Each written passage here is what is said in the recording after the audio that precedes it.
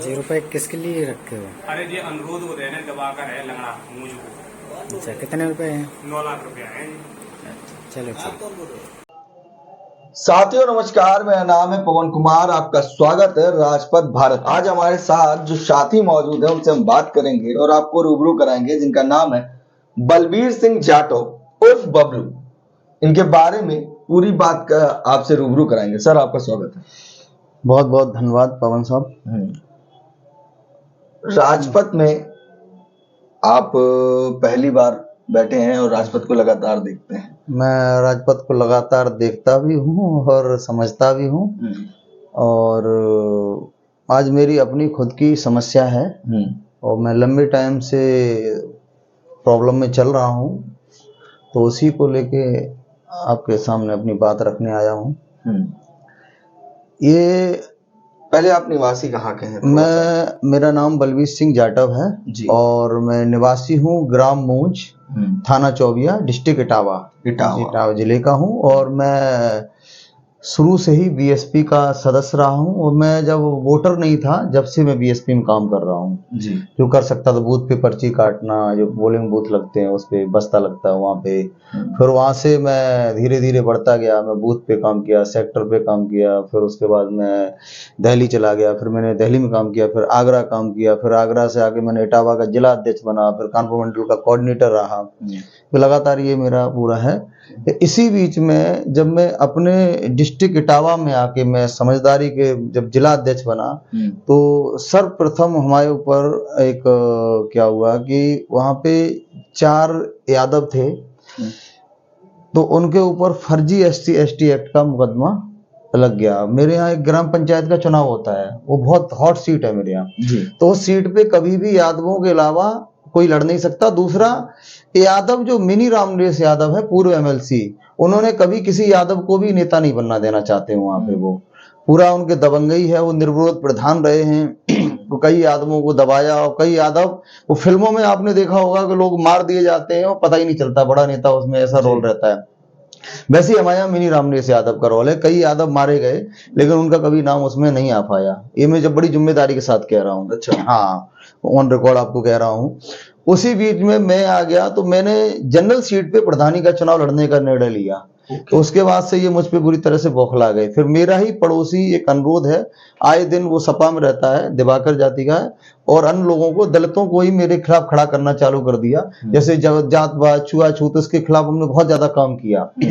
तो उस पे उन्होंने मेरे खिलाफ मतलब खड़े कर दिए लोगों को। वो आए दिन मुझे गालियां देता था। अब मैं बड़ी राजनीति कर रहा हूँ तो मैंने भद्दी भद्दी गालियां देना, जान से मारने की धमकी देना।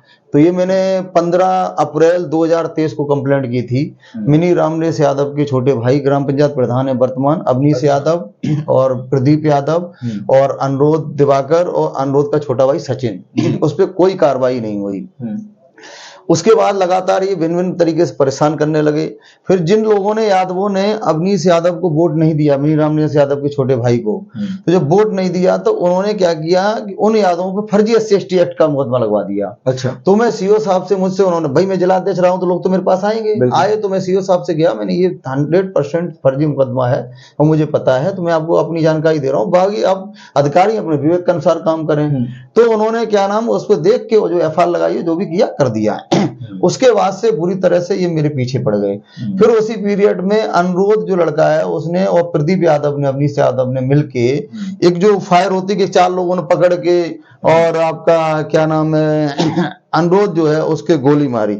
यहाँ से बता रहे, इस जगह से सट के चली गई और गोली कुछ बफुआ बनाया गया। गोली किसने मारी? पता ही नहीं कुछ भी, मतलब ड्रामा बनाया गया मुझे और अन्य लोगों को फंसाने के लिए। उस समय में इटावा का जिला अध्यक्ष था। 2022 का आपको पता है चुनाव चल रहा था विधानसभा का। तो मैं बिठौली थाने में बैठा हुआ था पारपट्टी में। उस समय जो SO थे वहां के सुरेश चंद साहब थे, और मेरे साथ जसकरण कठेरिया थे और पदाधिकारी थे। मुझे पता चला ऐसा हुआ, तो वो अज्ञात में मुकदमा दर्ज हो गया। उसका अज्ञात में दर्ज हो गया, बनाने की पूरी कोशिश की मुझे। फिर उसके बाद लगातार मुझे ये इन चीजों में फंसाते आए। फिर पता चला ये एक मंसूर अहमद वहां पे थाना अध्यक्ष चौबिया में थे। विभिन्न तरीके से दलित लड़कों के, उच्च यादवों के कहने पे उन्हें परेशान करने लगे लगातार। मतलब एक मिनट, कुछ यादों के कहने पर थाना इंचार्ज परेशान हम समाजवादी पार्टी के। अच्छा। हाँ, लगातार ये काम कर रहे मतलब थे। यादव भी वो समाजवादी पार्टी समाजवादी पार्टी, जैसे मिनी रामनेस यादव, उनका भाई छोटा अमनीश यादव है, और प्रदीप यादव है, जो कि प्रदीप यादव है जो हिस्ट्री सीटर है और गुंडा एक्ट है, उस पे जिला बदल हो चुकी है। आप उसका क्राइम रिकॉर्ड निकलवा लीजिए, आपको पता चल जाएगा कितना बड़ा गुंडा है वो। उसके बाद ये सब होने लगा तो मेरे क्या नाम है, मैं कानपुर रहता था, मैं छुट्टियों में अपने गांव गया मूंज में, तो वहां गया, रात में मैं सो रहा था, तो पुलिस का, दिन में एक कन्हैयालाल मेरे पड़ोसी हैं और अर्जुन में, इनमें कुछ कहा सुनी हो गई, उसको लेके पुलिस आई, 112 से पुलिस वापस चली गई। फिर रात के 12 बजे मंसूर अहमद आते हैं, पता सुनने में जो आया कि 10,000 रुपए रिश्वत दी गई। मंसूर अहमद रात में थाना अध्यक्ष है, थाना अध्यक्ष है, चौबिया के थे। उन्होंने आए वहां पे रात के 12 बजे, तो मेरी पत्नी ने मुझे जगाया कि पुलिस आई है। मैं रात के 12 बजे सो जाता, फीस भयंकर सर्दी थी, 8 जनवरी की बात थी, विंटर वेकेशन की छुट्टी थी, जब भी मैं वहां गया हुआ था गांव में। तो उस छुट्टी को मैं गया था, तो मुझे जब जगाया तो एसओ जो मंसूर अहमद है, उसको मेरे सामने, मेरा बगल में घर पड़ता है, तो मेरा ऊंचा चौतरा बोलते हैं लेकिन वो घर है, उसके ऊपर मैं खड़ा हुआ था, ये ले जा रहे थे। तो इन्होंने जब उसे मारते हुए ले गए, लेकिन बोला कि धुबिया साले, तो मुझे इतना बोला तो मुझे बहुत बुरा लगा। कम से कम मुझे ये उम्मीद नहीं थी कि मुस्लिम व्यक्ति ऐसा कर सकता है। तो जब ये बोला तो मैंने बोला, एसओ साहब क्या बात हुई, आप ऐसे क्यों बोल रहे हो? इतना बोला, तू जिला अध्यक्ष बना घूमता है, साले चमरे, तेरे दिमाग खराब है, ये बहन जी तेरी क्या, तेरी बहन जी की औकात नहीं चमरिया मतलब यही ये शब्द थे, तेरी क्या, तेरी बहन जी की औकात नहीं चमरिया पूछने की। और इसके ऊपर चढ़ के आया, मेरे चौतरे मुझे लात मार के मुझे गिरा दिया। गिराने के बाद घसीटा, बोले वो मिनी रामनेस जो एमएलसी है पूर्व, बोले सपा वो सही कह रहे थे, इसे सही कर देना, तो ये सही कह रहे थे मार के। अच्छा, हाँ, ये घटना हुई। उसके बाद जब मैं सुबह उठा तो मैंने देखा वो अनुरोध और सचिन मुझसे कहते, देखा तेरी कितनी औकात है, तू जिला अध्यक्ष बना घूमता, देख तेरी, मैंने क्या नाम, पुलिस तुझे मार रही है मेरे कहने पे। मैं थाने गया, थाने से मुझे भगा दिया गया। फिर मैं गया एसएसपी साहब के पास, एसएसपी साहब ने शिकायत की, तो इनकी तो कोई शिकायत सुनी नहीं।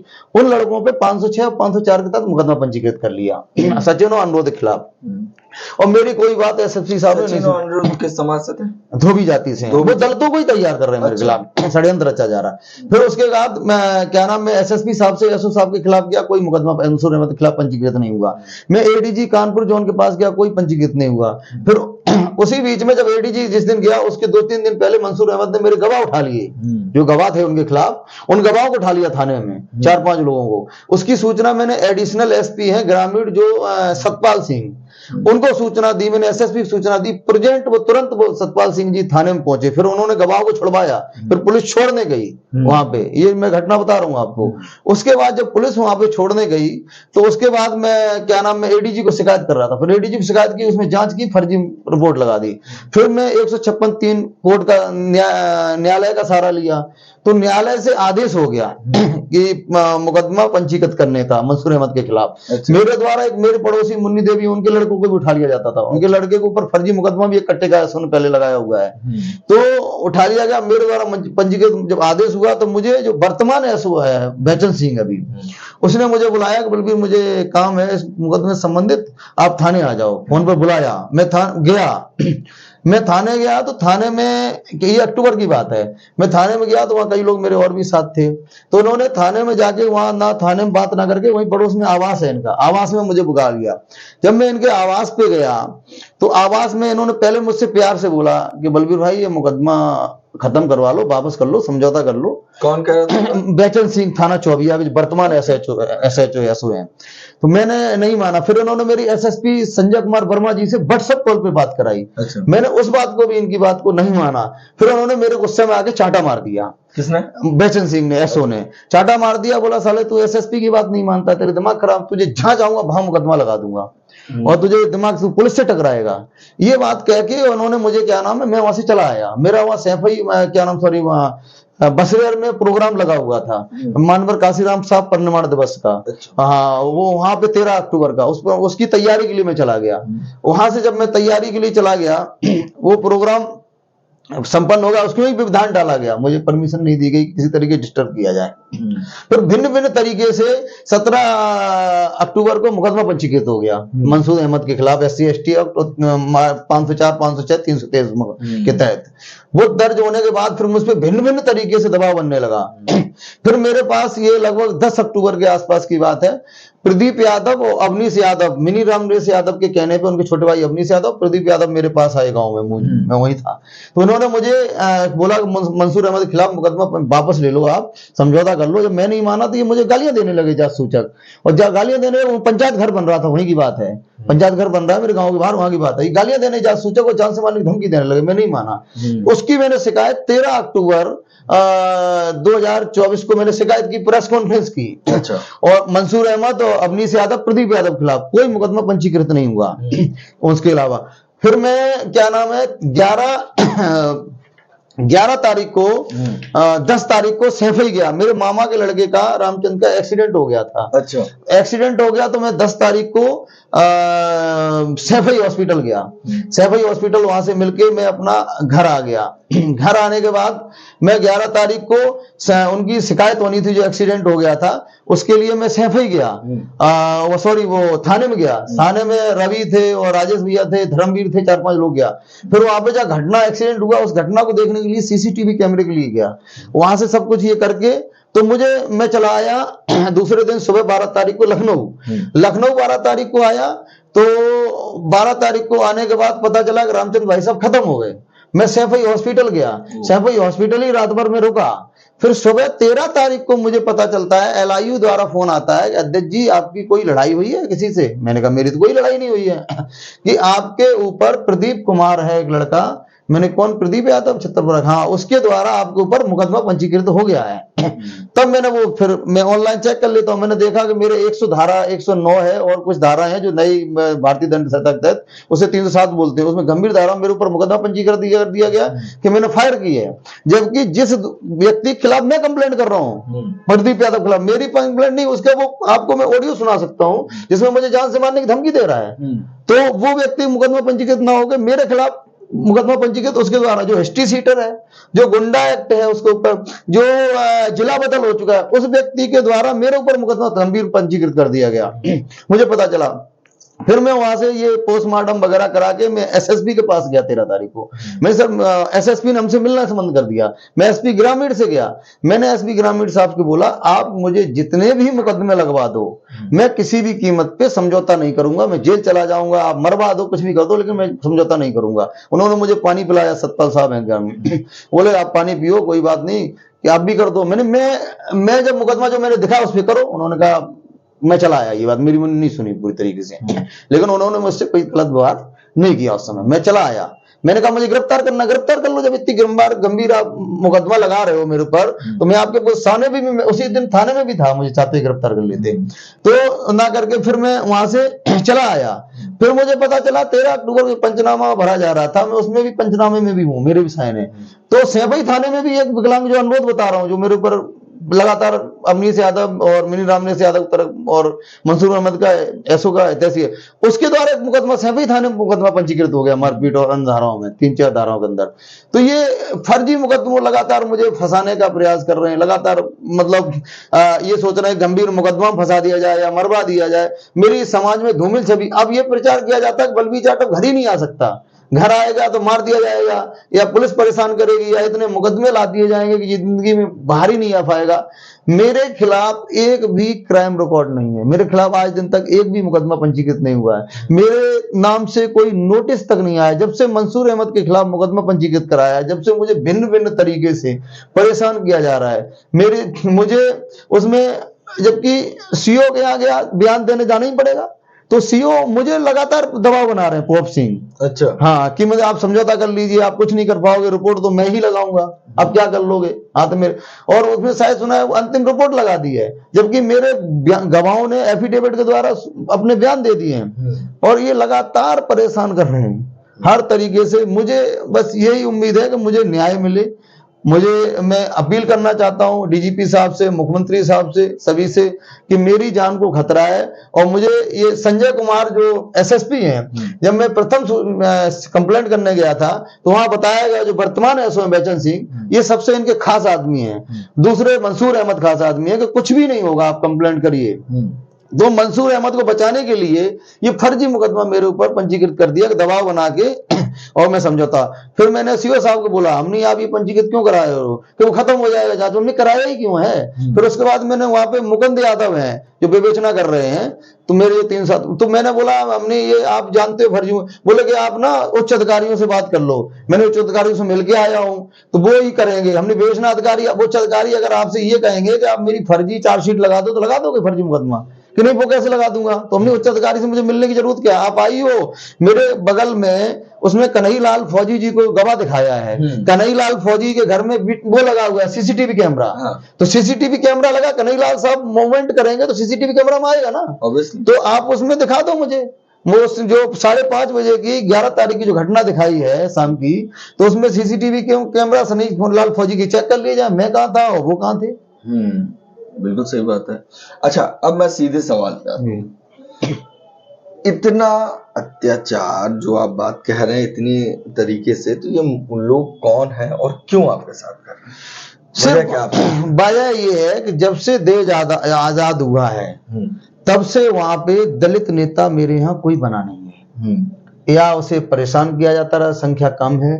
और मेरा दलित छोड़िए, किसी यादव को नहीं बनने दिया जाता है वहां पे। जो दलित यादव, जो यादव आगे निकला, उनके घर के घर उजाड़ दिए गए, मतलब यादवों के ही घर के घर उजाड़ दिए गए। अच्छा, हाँ, मतलब ये जो मिनी रामनेस यादव है, अवनीश यादव है, और इन लोगों ने इस तरीके से षड्यंत्र रचते हैं कि ये अपना नाम बचा ले जाते हैं, और जो यादव राजनीति करने के लिए आगे आता है उसको ये फंसा के, ये दबंग है। इनका एक मील है, उस पे तोड़ने के लिए आदेश हुआ था, अभी तक नहीं हुआ है। तो ये मतलब कोई भी इन्हें दलित राजनीति छोड़ो, इन्हें यादव नहीं चाहिए राजनीति करते हुए, मतलब यादव भी नहीं पसंद है इन्हें। यहाँ कारण मैं यही समझने की कोशिश कर रहा था, इन बातों से बात निकल के अब इनने सोचा कि ये तो दलित आ गया राजनीति करने, ये कैसे आ जाएगा।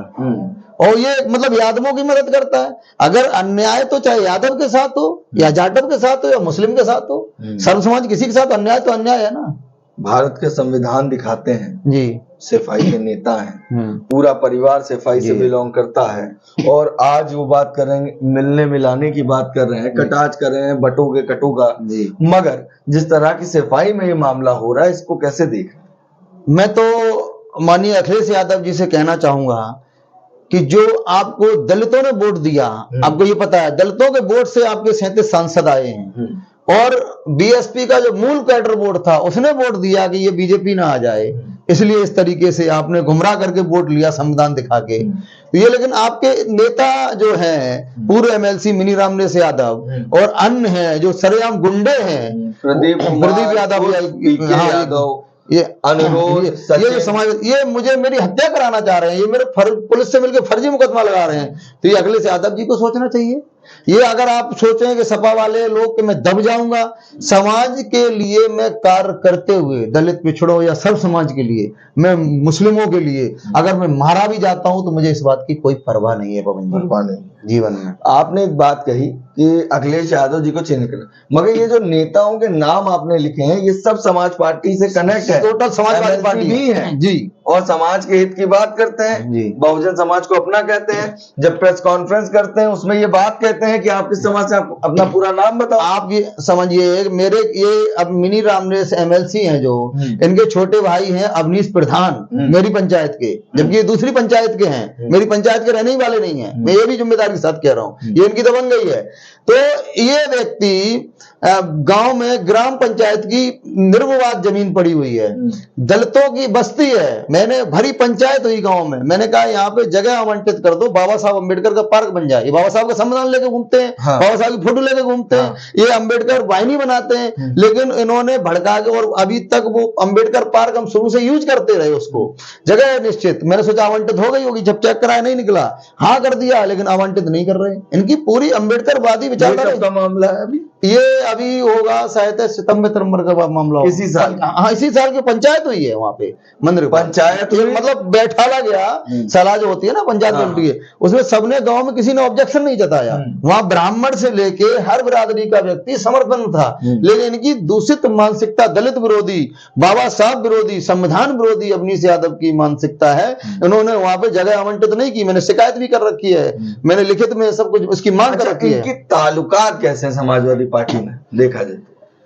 आज की डेट में इनके ताल्लुकात समाजवादी पार्टी में मैं बता नहीं सकता हूं, क्योंकि वहां पे ये सैफई से रिलेटेड पूर्व एमएलसी हैं, ये पहले समाजवादी पार्टी से बाहर भी किए जा चुके हैं। ये और मिनी रामनेश यादव जो शिवपाल यादव जी ने पार्टी बनाई थी, उसमें राष्ट्रीय महासचिव थे उसके। अच्छा। तो वो ज्वाइन हो गए, तो ये भी उसमें ज्वाइन हो गए। हाँ, तो बड़ा परिवार है इनका, और सब धीरे धीरे ही राजनीति में, ये भी कोई बड़े राजनीतिक बैकग्राउंड नहीं, मैं भी राजनीति करना चाहता हूं, लेकिन मिनी रामनेश यादव जी को मेरे क्षेत्र में कोई राष्ट्रीय महासचिव बने थे प्रगतिशील पार्टी से जी, जो शिवपाल ने बनाई। जब शिवपाल जाएंगे तो राष्ट्रीय महासचिव का भी औहदा बढ़ेगा। बिल्कुल बिल्कुल। तो इनके जाने के बाद ये यादव समाज के जो नेता हैं, इनकी विचारधारा ये बताती है, जो समाजवादी की सफाई में दिख रही है, जो बात लोग कह रहे हैं, ये बात यानी सच साबित हो रही है कि इनके परिवार को छोड़कर कोई यादव को नेता भी बनते नहीं देखना चाहते हैं। ये शिवपाल सिंह यादव हैं जो विधायक हैं वहां के, जो राष्ट्रीय महासचिव अभी, उनके खास आदमी माने जाते हैं, सबसे पहले खास आदमी। हाँ, तो इन्हें मतलब कोई भी दलित नेता या खुद यादव नेता उभरते हुए नहीं चाहिए, चाहे उन्हें ये मरवाना पड़े, चाहे मुकदमे में फंसवाना पड़े, कुछ भी। और ये गहराई से अगर इसकी स्टडी की जाए तो आपको पता चल जाएगा, कई यादव मार दिए गए हैं, वो रूप दूसरा दे दिया जाता है, कई यादवों की हत्या हो चुकी है इस तरीके से मेरी पंचायत के अंदर। अच्छा। हाँ, किसी का बेटा मारा गया, किसी का भाई मौसी का मारा गया, किसी का कोई मारा गया, 3 तो नंगला हरी में ऐसे मर्डर हुए हैं, एक अभी मर्डर मेरे यहाँ हो गया है, लेकिन रूप उसके दूसरे दे दिए जाते हैं, तरीके बन जाते हैं, तरीके दूसरे हो जाते हैं। ये एक बात थी बलबीर सिंह जाटव की। यहाँ पर जो इन बातों में आपको निकल के आएगी, शासन और प्रशासन दोनों के पास ताकत वहां पर देखा जाए तो सफाई के नेताओं के पास, उनका कहना सीधा है, यहाँ भाजपा सरकार बनी रहे, यहाँ सपा की ही चलेगी। अच्छा। यहाँ हम जो कहेंगे, सपा छोड़ो, जो हम कहेंगे मिनी रामनेश यादव, अपनी यादव का सीधा मानना है कि जो मैं कहूंगा वो करना पड़ेगा। और बलबीर जाटव ये कभी नहीं करेगा, मैं संविधान अनुसार चलूंगा, मैं सर्व समाज की बात करूंगा, चाहे वो यादव हो, चाहे जाटव हो, चाहे सर्व समाज हो, चाहे मुस्लिम हो, चाहे ब्राह्मण हो, मैं हर समाज की बात करूंगा और न्याय के खिलाफ हमेशा जिंदगी खड़ा रहूंगा। मतलब किसी और को नेता बनने नहीं देंगे। हाँ। तो ये साफ साफ दर्शाता है, ये चाहते हैं कि यहाँ के नेता सिर्फ 4 बनेंगे, जो शिवपाल यादव है, अखिलेश यादव है, रामगोपाल यादव है, या अवधेश यादव है, जितने भी ये परिवार के लोग, अपने परिवार का उन्हें व्यक्ति चाहिए, दूसरा यादव जो बन गया है वो चाहिए, नया नेता नहीं निकलना चाहिए। क्षेत्रीय लेवल पे ने जरा सा भी कोई अच्छे कपड़े पहन ले, मिनी रामनेश यादव जो अवनीश यादव हैं, किसी को अच्छे कपड़े पहने हुए नहीं देखना चाहते हैं, कहीं ना कहीं आंखों पर टिक टिक टिक, हाँ, चुभता है वो। और मेरे खिलाफ अब ये डायरेक्ट ना करके दलितों को भी उसमें इकट्ठा कर रहे हैं कि दलित नेता कैसे मेरे खिलाफ मतलब कमजोर कर रहे हैं मुझे। हाँ, यहाँ पे ये एक महत्वपूर्ण बात है कि आप देखिए, इनका नाम है बलबीर सिंह जाटव। इन्होंने कहा मेरे ही खिलाफ कनौजिया समाज के नेता खड़े कर दे रहे हैं। कनौजिया समाज के नेता, क्या नाम था उनका? सचिन है, अनुरोध है, हाँ। मुलायम है, हाँ। और ये मेरे पड़ोसी हैं कन्हैयालाल जी जाटव हैं। हाँ। मतलब माइंड वॉश करके उनको आपके खिलाफ खड़ा कर दिया। बिल्कुल। यहाँ पर बात निकल के आई कि बटोगे कटोगे की नीति साफ साफ लगता है अखिलेश यादव भी निभाते हुए दिख रहे हैं। समाजवादी पार्टी के ये दिलचस्प नेता हैं, जो 2 नाम इन्होंने बताए, एक नाम है इनका राम नरेश यादव और दूसरा उनके छोटे भाई अवनीश यादव।